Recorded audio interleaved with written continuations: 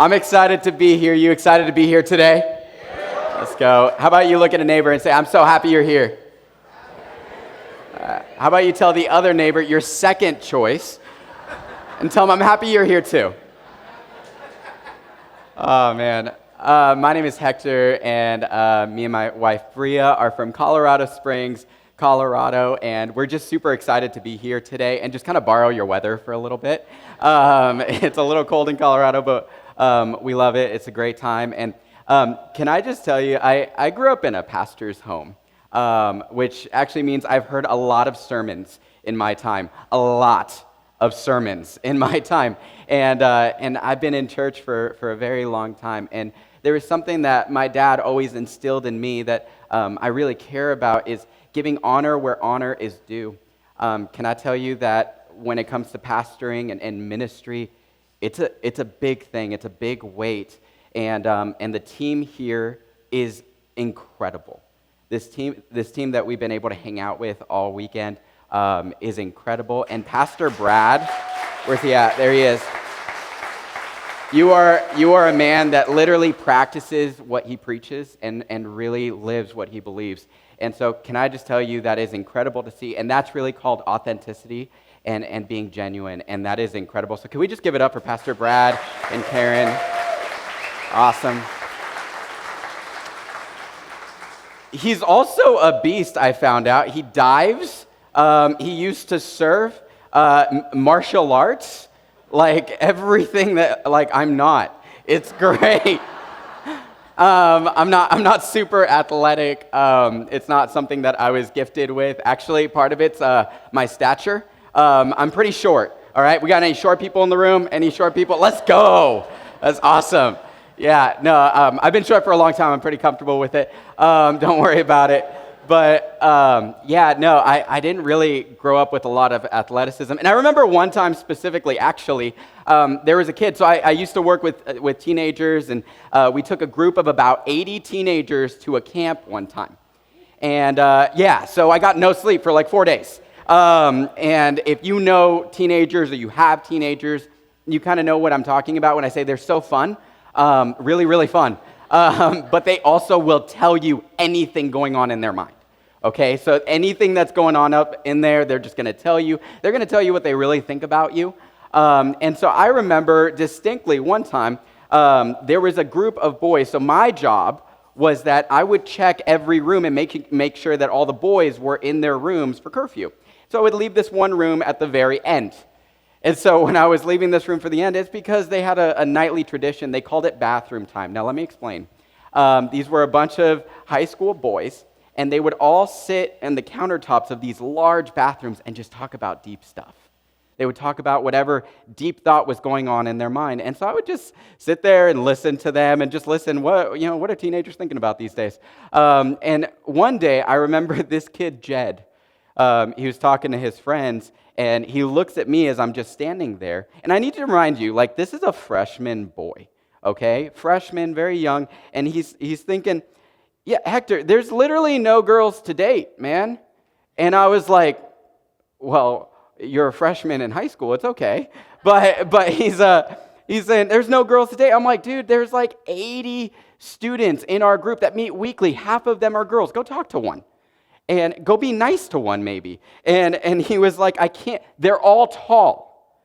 And I was like, Jed, don't worry. You're a freshman. You're going to grow. And he was like, Hector, what do you know about growing? And I was like, dang, I got to send this one home. No, I started thinking about this comment, and really, like teenagers, they'll say anything. They'll tell you about your own insecurities. And I started thinking about me being short and how many times I actually consider myself to be short. And you know what's interesting is, contrary to popular belief, I don't just walk around going like, I'm really short. Maybe when I'm trying to get the cereal above like the refrigerator, I'm like jumping a little bit. But other than that, yeah, I don't really think about it. I don't think about being short. It's not really something that comes to my mind until I'm next to somebody who's tall. When I'm next to somebody who's tall and I can see how tall they are in comparison to me, all of a sudden I qualify myself as being short. And I started thinking about this concept of comparison because that's really what qualifies where I'm at in my mind, is by seeing where somebody else is and I look at myself and compare to them, I decide that I'm short. And so when I think about comparison, I actually think, strangely enough, we actually love doing it. I'm not saying we like the outcome of it, but in a certain way, we almost love doing it because it's natural for us. If you think about it, how else am I supposed to know what I can have unless I look at what other people have? How else am I supposed to know what to do, how to do things, unless I look at how somebody else is doing it and decide what I can do? And usually what ends up happening is I look back at my own life and I end up unsatisfied, disillusioned, or disappointed in whatever I'm doing. I also think, strangely enough, we thrive on it. We do, because if you think about it, I think about all the goals that I make in my life, and a lot of them are based on what other people have. And so it creates a drive and strive in me to see what other people have and say, okay, that's what I'm gonna try and achieve. And that's how I get ahead. But what if that's not the point to life at all?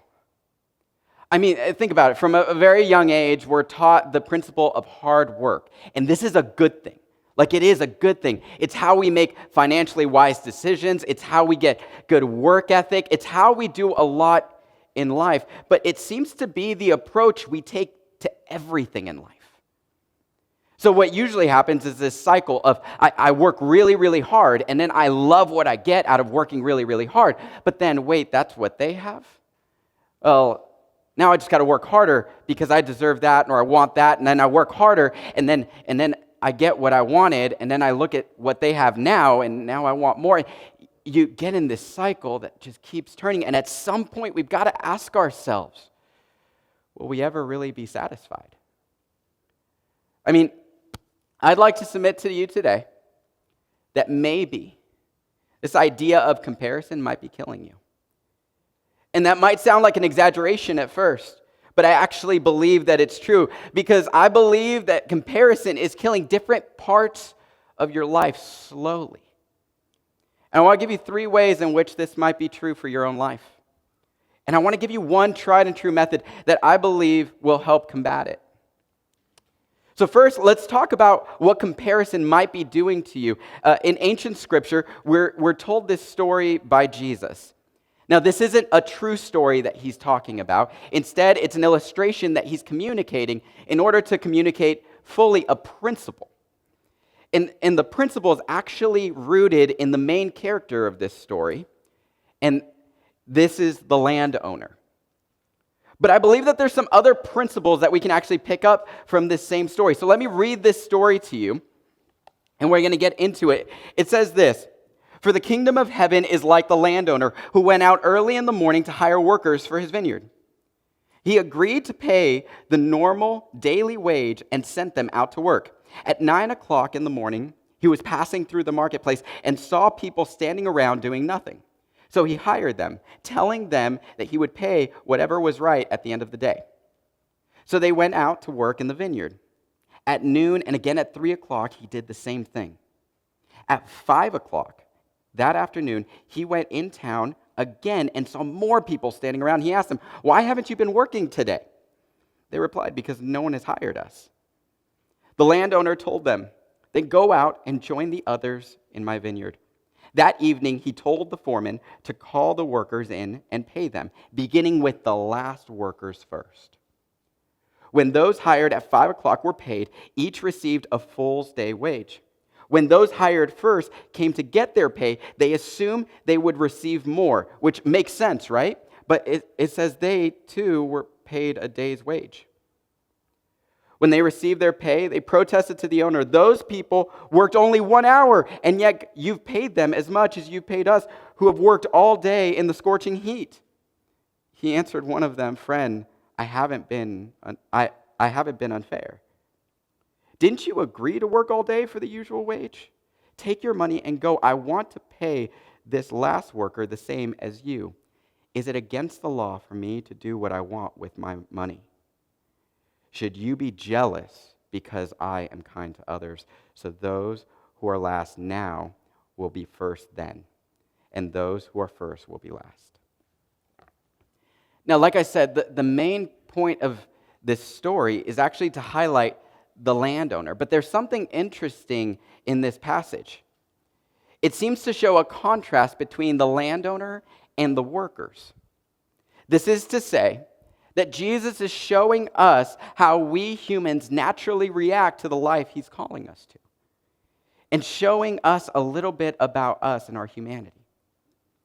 So today, I want to examine the vineyard workers, and I want to relate with them for a little bit, because I believe there's some principles here that'll tell us a lot about this idea of comparison. So the first part is this: they were paid from last to first.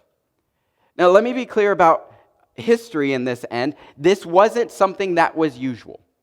This was not natural. Actually, this is very counterintuitive, because technically the people that came in first are waiting to go hang out with their families, be with their families. They've been working all day. They've been there longer. They would naturally get paid first so that they can leave. But instead, the order got reversed. What this did was this allowed those workers to see what the other people got paid. What I find interesting about this story is every worker still got paid what they were promised. It wasn't until they saw what others got paid that they became unhappy. It wasn't until they compared. They were happy with their pay until they compared it to what others got. So this leads to this first observation of comparison will kill your joy. Comparison will kill your joy. Things you would naturally be happy with, things that would naturally bring you joy, will slowly get killed by this thing of comparison. It'll continually feed you the lie that it's not enough or that you're not enough. Comparison will have you looking everywhere else for a value you already have. I don't know if you have this, but I have some friends in my life that I'm like, gosh, there is like favor all over them. Like everything goes well for them. You know, like I know everybody has struggles, but this person's got like one. And it ticks me off sometimes, you know? And I don't know if you have any friends like that, but I think about it, like, yeah, I work double as hard. I work twice as hard, and they got the promotion. I work 3 times as hard to parent my kids, and their kids are perfect, and mine are perfect. You know, but I work so hard to get ready in the morning, and they just wake up looking like that. Like, it's all around us. It's literally all around us. And Instagram's literally the worst. Pastor Brad alluded to it. It's literally the worst. I have so many friends at this point that need to take a break off of social media just because it's gotten ridiculous. Like, everything is good until I see what they're doing. Everything is great until I see what they have. And now they've even got algorithms that show me the life I want to be living. I feel like they're after me personally at this point. But, you know, it's interesting. So I was actually going down my old social media posts lately, and I was going down my profile. Like, I went far back, like back to like 2008, which, by the way, don't do this. It's a bad idea. I went all the way back, and I was looking at a bunch of my feeds, and I realized something interesting about social media back in the day. When we had social media back in the day, at its core, it began as a sharing platform. Like, if you looked back, you'll find posts that have no sense to them. Like, I was looking at some of mine, and literally for some reason on my Twitter feed is eating dinner, period. I said, can't wait to hang out with friends, ! Bored, period. Like, this was it. This was our social media platform back in the day. And I mean, likes and comments, they existed, but we didn't really have a purpose for them. It wasn't until February 9th, 2009, Facebook would introduce the like button. And this absolutely changed the game. This began to shift social media from being a sharing platform to a validation platform. Why? Because we had a way to compare. There's a cognitive neurologist from California State University and said this, said, imagine if every time you go to a bank, you get your balance, but you also see the balance of other people. It will cause most people to feel annoyed or dissatisfied with what they have. It kills our security. It's egging on at our security. You know what will develop security in our lives? Recognition, appreciation, and clear understanding of what we already have. I mean, if we truly knew what was already present in our own lives, I think we would be able to learn how to celebrate others. I think that there's a world-changing gift inside of you, already present. And comparison will continually fight your ability to celebrate others. Instead of bringing us together, it divides us and it creates disunity everywhere. It will aim to tell you why you are either better or less than anyone else based on what you know. And this leads to the second thing I see in this story. These workers, they had created an expectation of what they were going to receive. The way they created this expectation was merely through comparison, because there was nothing said by the landowner, there was nothing promised that created this expectation that they had when he came around and paid them. Instead, literally, this expectation was rooted in nothing more than comparison. This led to an obvious disappointment. Comparison creates expectations that result in either pride or disappointment. Now, can we be honest for a sec? Like, we understand why they're mad, right? Like, no, for real. Like, we understand why they're mad. Like, I would be mad. You know, I'm getting paid this much. I worked so much harder than they did, and they're getting paid that much. Like, it's not something dumbfounding to us to be upset about something like that. When we see a bunch of people getting more than what we felt they deserve, we usually take two roads. We've got two roads, and there's an option in front of us. And we either choose to celebrate them or compare ourselves to them. This typically results in devaluing what they've done or expecting more for what we did. I'm telling you, comparison will hold us back from even the option of celebrating other people. We do this thing at Christmas where we go with my wife's family, and my mother-in-law is literally like the sweetest person on the planet. She is incredible. We love her, and she's so aware of like everyone's feelings in the room. Like, she's very aware of everything. She's the person that like loves to host, and she's the sweetest. She's absolutely the sweetest. And every year she says this phrase that I think is super interesting. When we've got our presents all in front of us, which we still do presents in front of us, but we do all the presents in front of us, she looks at all the gifts and she says something along the lines of, now I know some people got more gifts than others, but I want you to know that we spent the same amount on all of you. And I look at her every year, I'm like, Diane, I'm like 30. I'm fine. Like, I'm just glad I made it on a flight here, you know? But every year, without a shadow of a doubt, she does that. And I think it's super fun. She did it this last year, and it was great. And me and my wife just look at each other, and we're like, yep, Diane. She's super good heart about it, but what's interesting is she's trying to create an expectation so nobody will get upset. And I think about this because when I was a kid, that's kind of how I thought. Like, I didn't ever say this. I've got one brother, and depending on who got the most gifts or the better gift, I would determine whether my mom and dad actually loved one of us more than the other, you know? And you know, like, Christmas was just like a good test to see, okay, which one was better this year? This isn't a really healthy way of looking at anything, but this is what we do mentally sometimes. Comparison will lead us to make things about our value or our status. This is a very dangerous place to be. And many years ago, it was recorded in Scripture that God told humanity something about this. So when God is speaking directly to humanity, he says this, you must not covet your neighbor's house. You must not covet your neighbor's wife, male or female servant, which they had at the time, ox or donkey, or anything else that belongs to your neighbor. What does this word covet mean?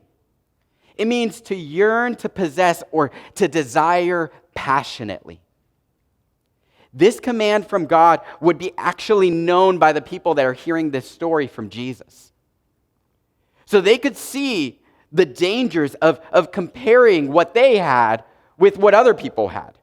They actually understood this. And one of those dangers was that our value is in constant battle with comparison.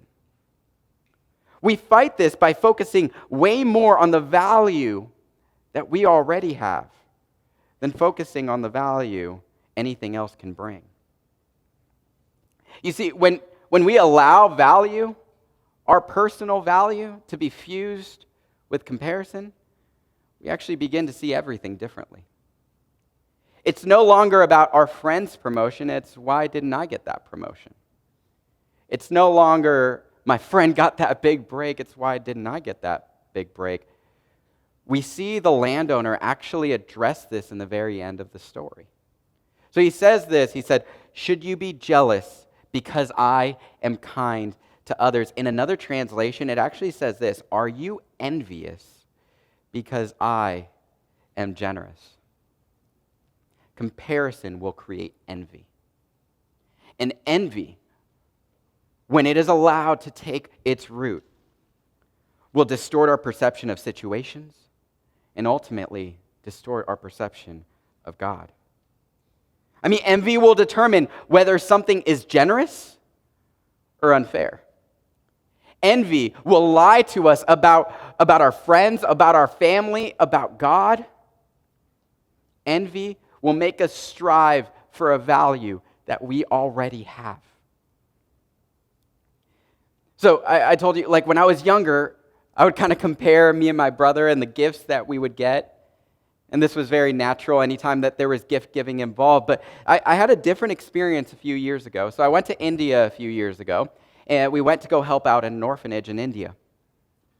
And we were in one of the major cities near Delhi, and it's where you fly in, and it was an amazing experience.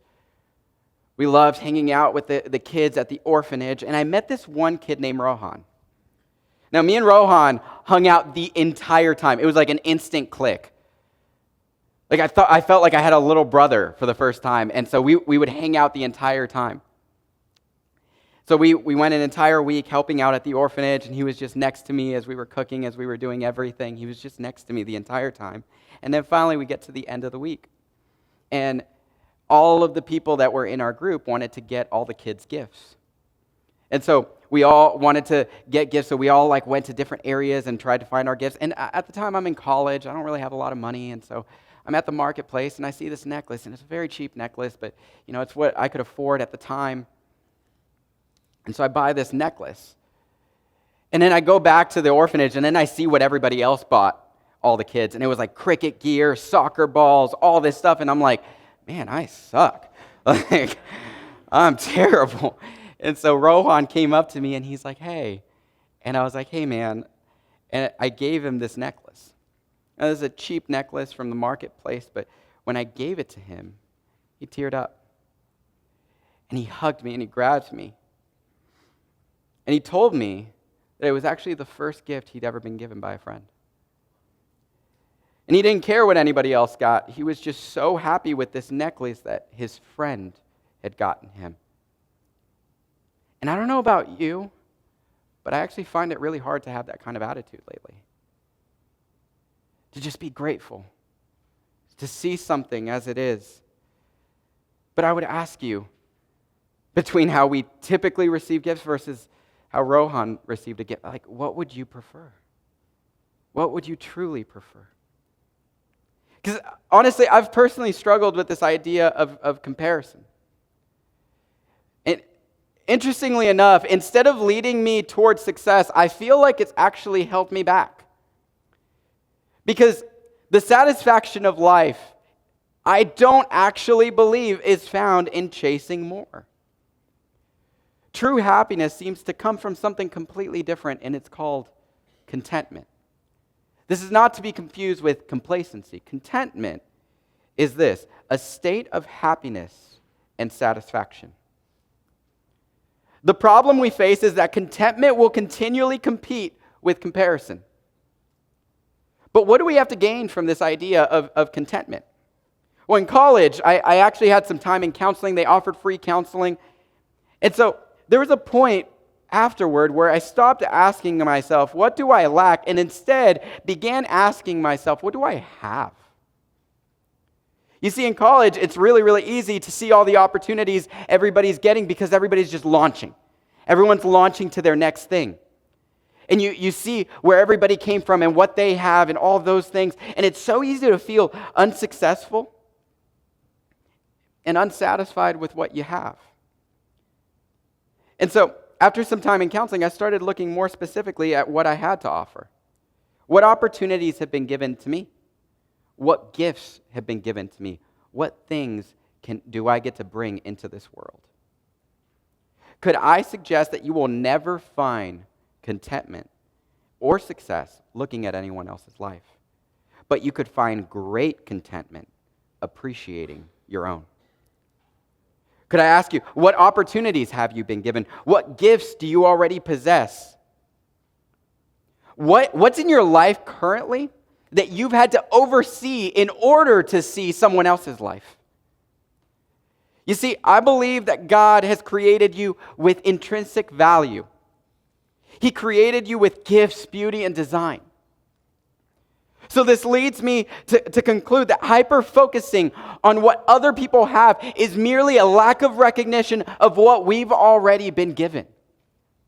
And there's this ancient act of thanksgiving and gratitude. So you remember when I said there's a tool to help combat this. This is an ancient act that has been actually practiced over years. And for a lot of believers in Jesus, this was a prayer that they would have. But this is as simple as just writing it down or saying it out loud. Is finding the things in your life that you're grateful for, that you're thankful for, that you've been given, and just writing it down and taking moments every day and just writing it down, saying it out loud. If you're a believer in Jesus, praying and thanking God for it. On a psychological level, this actually has so many benefits attached to it. And when it comes to everyday life, it actually helps us. We've seen increases in mental health and so many different things because of it. But what if you were thankful for every step in the journey?